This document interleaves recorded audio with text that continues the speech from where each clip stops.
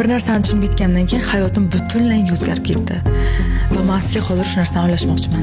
Men o'zim haqimda hech qachon yomon gap gapirmayman. Na ichimda, na xayolimda, na ovoz chiqarib.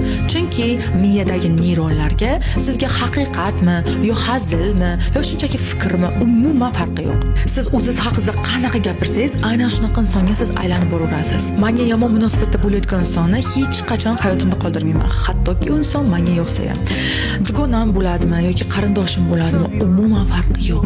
Chunki aynan sizning neyronlaringizga agarda siz o'sha yerda aynan sizga yomon munosabat bo'layotgan insonni siz tanlaganingizda, siz chidash rejimini yoqasiz va sizning neyronlaringizga bu normal deb qabul qilinadi. Va asta-sekinlik bilan siz o'zingizni qadrsiz his qila boshlaysiz. Hoziroq ko'zlaringizni yuming va orqamdan takrorlang. Men endi hech qachon qadrimni boshqalardan izlamayman. Men endi hech qachon qadrimni boshqalardan izlamayman. Men endi o'z qadrimni o'zim bilaman va endi o'z qadrimga har doim yetaman. Hayotimga faqatgina meni qadrlaydigan insonlar kirib keladi.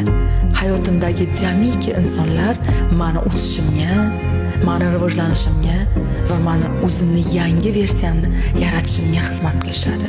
Men sevganman va men sevilganman. Chunki men o'zini qadrlaydigan insonman. Odamlar ketadi, munosabatlar qachondir tugaydi.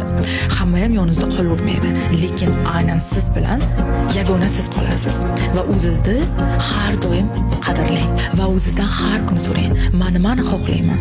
Men hayotdan nimani istayman? Menga qanaqa hayot yoqadi?